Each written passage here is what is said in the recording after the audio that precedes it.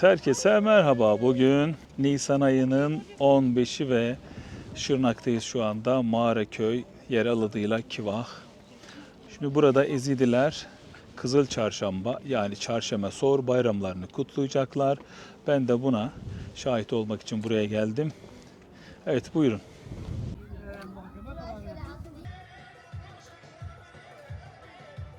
Şu an bir mezarlıktayım. Az önce yumurtalardan, evet, yumurta böyle renkli boyamışlar. Tahminimce gıda boyası bunlar. Çünkü birçok renkte var. Yeşil, kırmızı. Evet, elim mor oldu örneğin. Ezidiler için mezarlığın çok büyük bir önemi var. Bu arada yurt dışında asla bırakmıyorlar.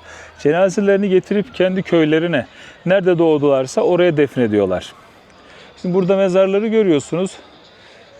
Tabii daha eski yapılar, böyle taş koymuşlar. Geleneksel böyle Anadolu'nun ya da işte bu dünyanın birçok yerinde görüldüğü gibi taş koymuşlar. Ama son zamanlarda bu Mardin taşı dediğimiz taşlarla bu yapıları yapmışlar. Tabii şimdi son zamanlarda şey görüyoruz. Şu granit yapıları görüyoruz. Böyle yapılar var.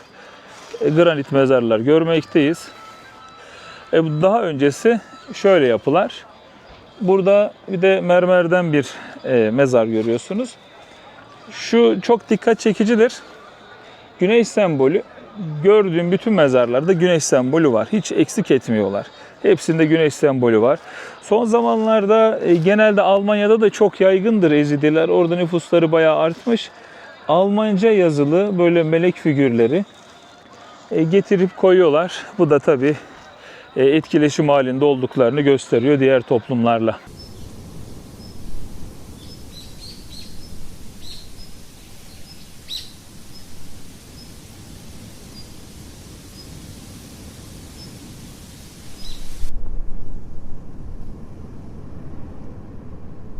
Burada bakın bir tavus kuşu kabartması renklendirmişler de boyamışlar da.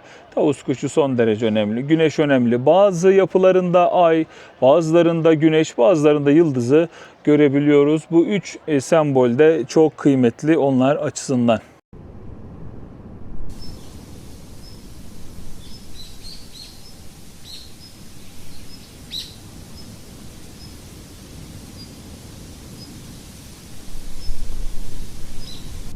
Ya da burada gördüğünüz gibi böyle ne diyelim bir anıt ya da bir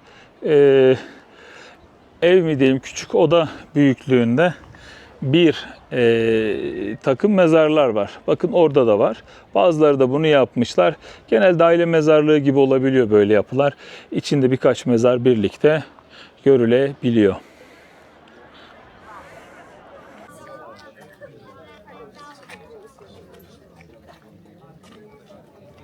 Etkinlik başlayacak biraz sonra ama acayip bir insan akını var. Haddinden fazla. Töreni nasıl gerçekleştirir Ezidiler bilmiyorum. Biz nasıl video çekebiliriz bilmiyorum. Şu an buradaki neredeyse Ezidiler dışındaki herkes, ben de dahil içerik üreticisiyiz. Yani Türkiye'nin tamamı içerik üreticisi olmuş. Ne olacak sonumuz bilmiyorum artık. سمبول وانا سمبول او معناه ده جميع جميع نوح شو سنغولي الودي تحت ده كومبيا هذه بيجي همي حيوانه هنا دو دو ابي هات شو خلوا بيكون ده معظم جبار اوه ناستينه دخلنا هم معنوي ابا لو موجود يا ودي نولي به مش Bu Kızıl Çarşamba zamanında Ezidiler tarlaya ekip biçme olayını gerçekleştirmez. Çünkü bu ayda hayatın başladığı, yaşamın coştuğu düşüncesi hakimdir.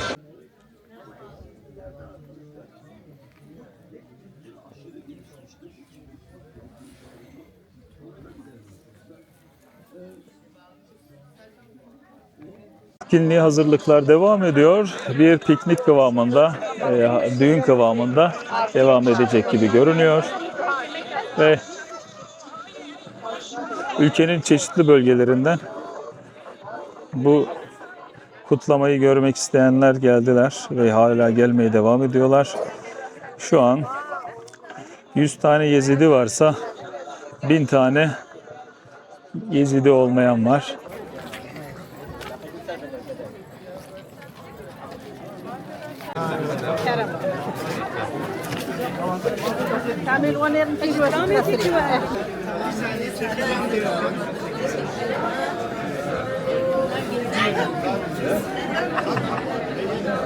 Bu sene çok ciddi bir güvenlik önlemi almışlar.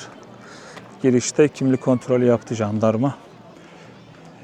Bazı tepelere de yine konuşlanmışlar ve güvenliği sağlamak için elinden geleni yapıyorlar. Şu tepede gördüğünüz o yapı zirvede her yeri görebiliyor, köyün etrafını. Bu da şenliğin olacağı mezarlık. Buraya pirler defnediliyor. Yolun diğer tarafında farklı bir mezarlık var. Bölgeye hakim yüksek bir tepenin üzerinde şöyle bir yapı görüyorsunuz. Tavus kuş işlemeleri var. Yeşille bezenmiş güzel bir şekilde. Ve köyün kendisi de böyle. Tabii buraya tırmanmak için şöyle bol merdivenli bir yokuşu tırmanmanız gerekiyor. Şu kısımda mezarlıkları görüyorsunuz. Şurada da mezarlıklar var. Hemen burada dini açıdan önem verdikleri insanların mezarları bulunuyor.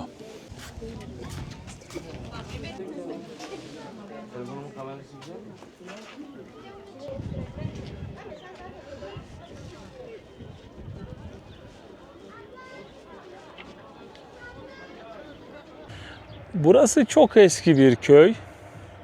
Söylediklerine göre Laleş bunların Ezidilerin merkezi ya da dini merkezi diyebiliriz.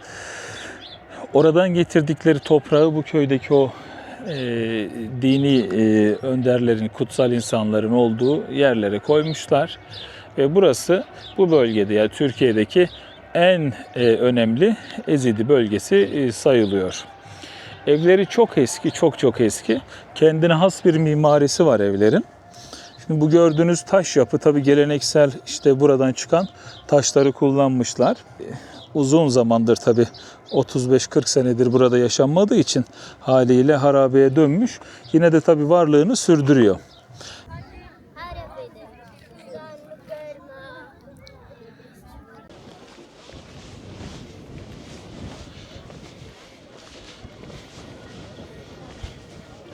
Şöyle bir sistem kurmuşlar. Buradan içecek servisi yapılıyor. Çay, limonata, meyve suyu gibi içecek servisleri yapılıyor. İnsanlar başladılar bir şeyler yemeye.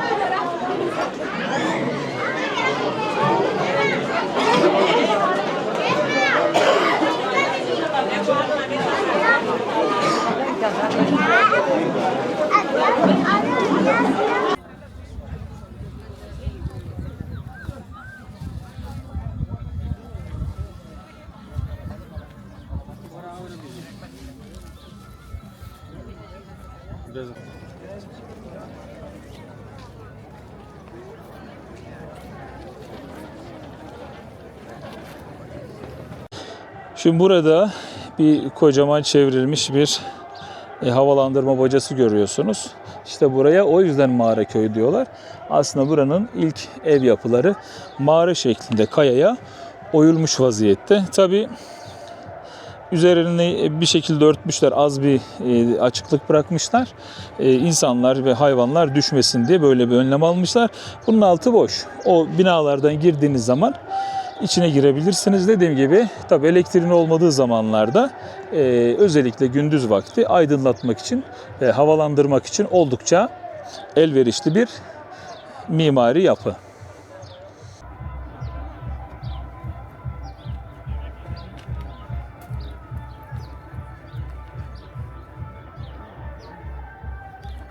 Arkamda da yine buraya has bir mimari görüyorsunuz.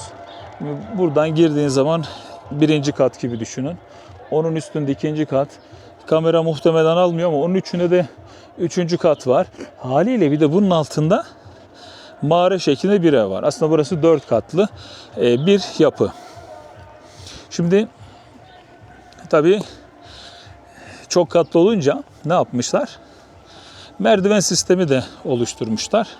Bu şekilde tırmanarak üst katlara gidebilmek mümkün.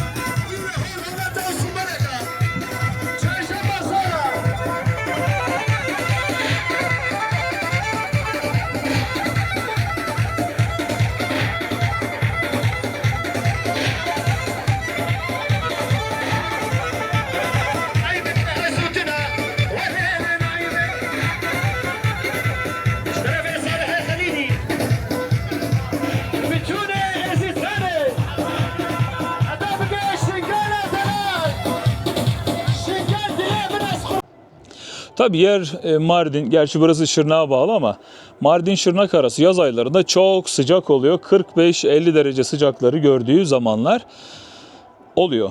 Burada ne var? Bir su kuyusu var. Bu nasıl bir su kuyusu?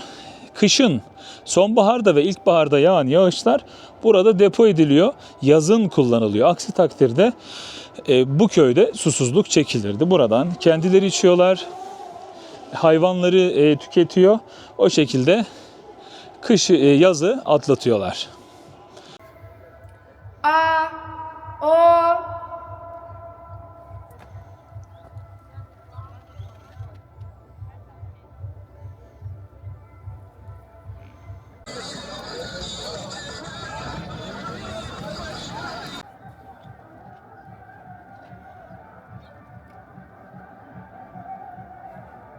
Su kuyularından bahsedince tabii bol sayıda su kuyusu yapmışlar. Yakın alanda burası su kuyusu. Şu altında bulunduğumuz yer. Hemen geliyorum. Burası da bir çeşit kuyu. Şimdi biz eve gireceğiz. Evet, buyurun.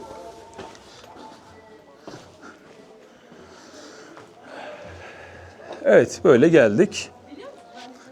Tabii şu yağışlar çok oldu, biraz su damlıyor vesaire. Şöyle kubbeli bir yapı görüyorsunuz. Yan tarafta şurayı oda olarak bölmüşler. Böyle devam ediyoruz. Devam ediyoruz.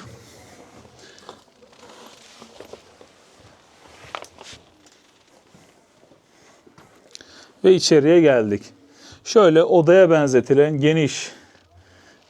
genişçe bir yapı görüyorsunuz. Tabii son zamanlarda artık burası hayvan barınağı olarak kullanılmış. Kaya bol miktarda su çekmiş. Şu an damlıyor. Yağmur gibi.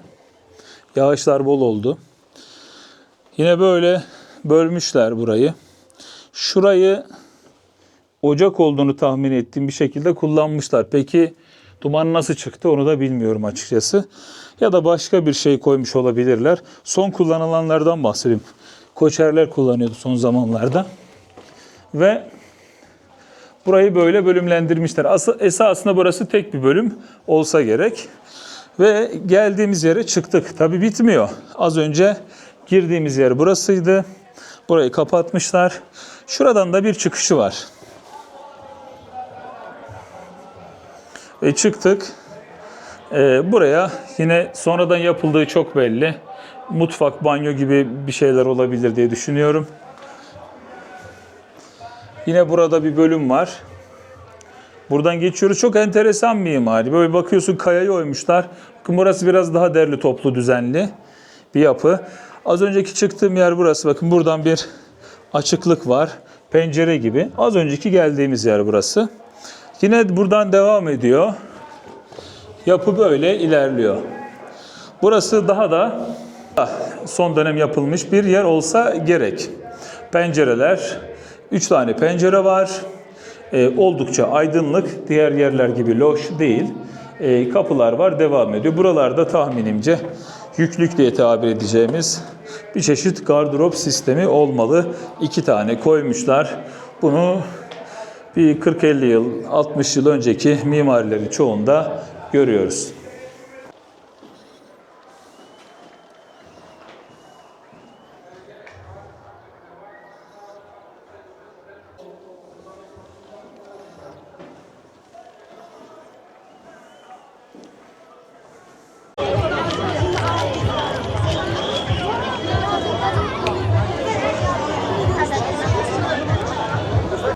Evet, köyün zirvesine doğru tırmandık.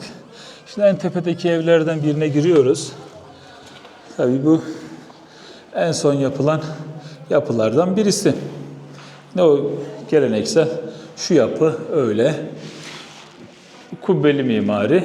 Tabii geliyoruz, burada işte hakiki Mağaraköy boş yere dememişler. Buradan geldiğimiz zaman oyularak oluşturulmuş bir oda ya da artık o dönemde neydi bilmiyorum. Şöyle bir yapı görüyoruz. Tabii kemikler de var. Ne kemiğidir acaba? Evet, hayvan kemiği. Hayvan kemikleri var. Şuraya da bir şeyler kazılmış. Burada da hazine aramışlar. Burada da hazine olmaz ki. Evet, bu görüyorsunuz işte böyle çok ilginç bir yapı.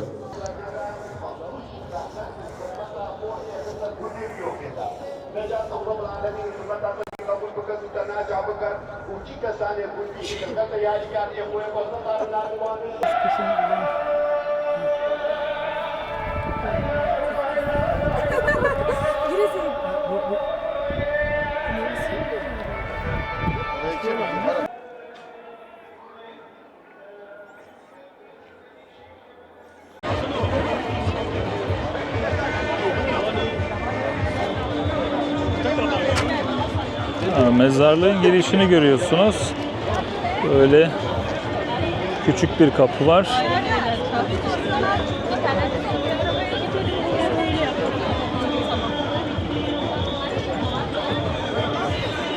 Kapısı küçük. Eğilerek giriyorlar, öpüyorlar. Bakın dikkat edin. Yılan sembolüne dikkat edin. Bu yılan, kara yılan birçok mezarlıklarında bulunuyor.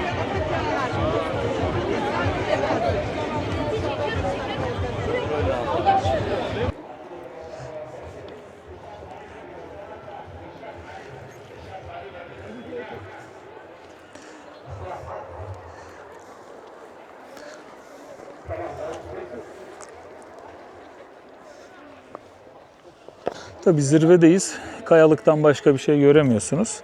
Ama bunun altında bir ev, oda var. Şuraya bir havalandırma deliği oluşturmuşlar. Tam şu ayağımın olduğu yer havalandırma deliği.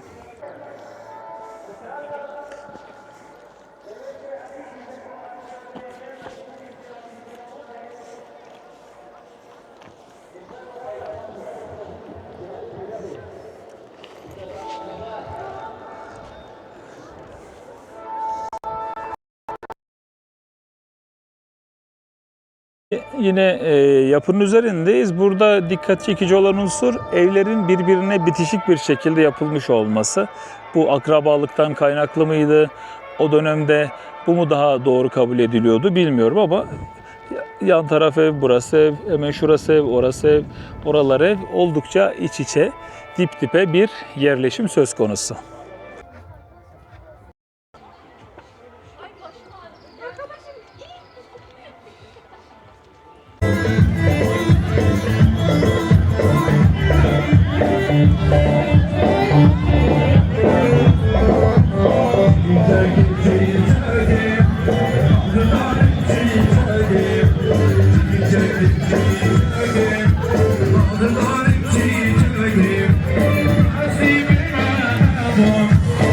Ezidilerin büyük çoğunluğu aslında Kuzey Irak'ta Laleş dedikleri bölgede yaşıyorlar.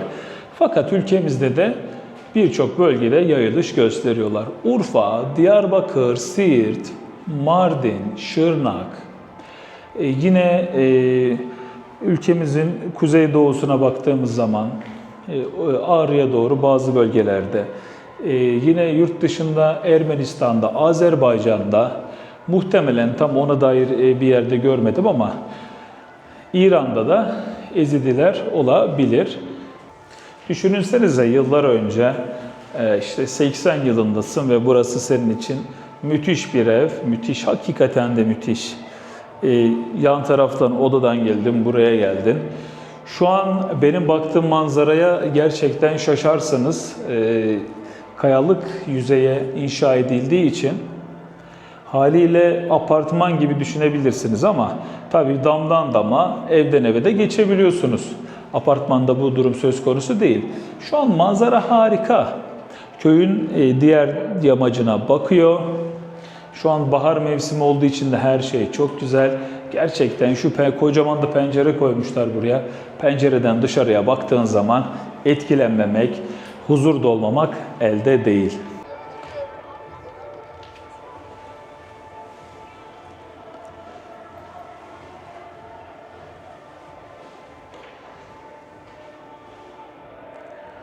Ezidiler dünyada hiçbir topluma karşı kötü bir duygu hissetmiyorlar. Oldukça barışçıl ve sevecen bir toplumdur.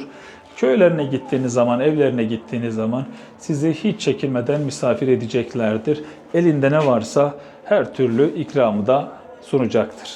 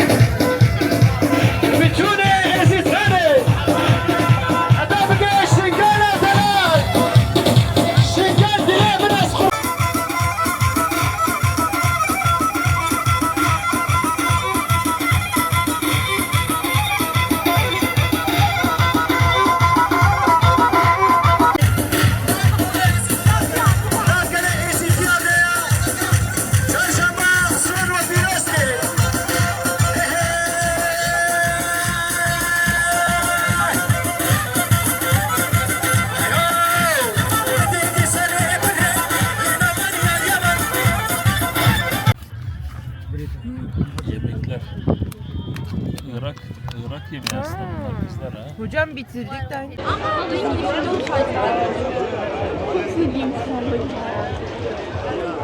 حددت انت كتر بيت حددت انا جهدي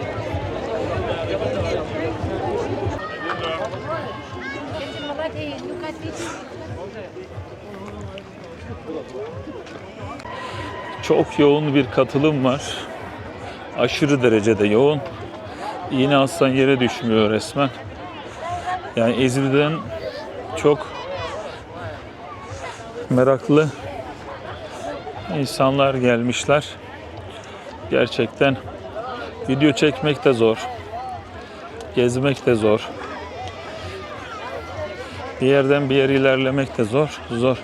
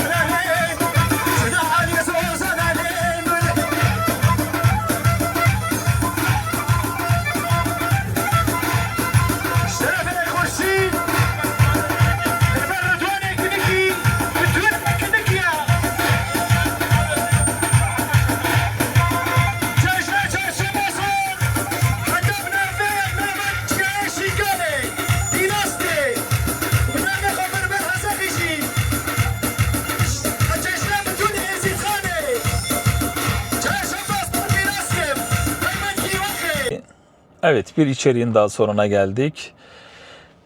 Eğer bu videoyu beğendiysen beğen butonuna basmayı unutma. Kanalımı takip etmek istersen de tıklayabilirsin. Hepinize iyi günler diliyorum. Sağlıcakla kalın.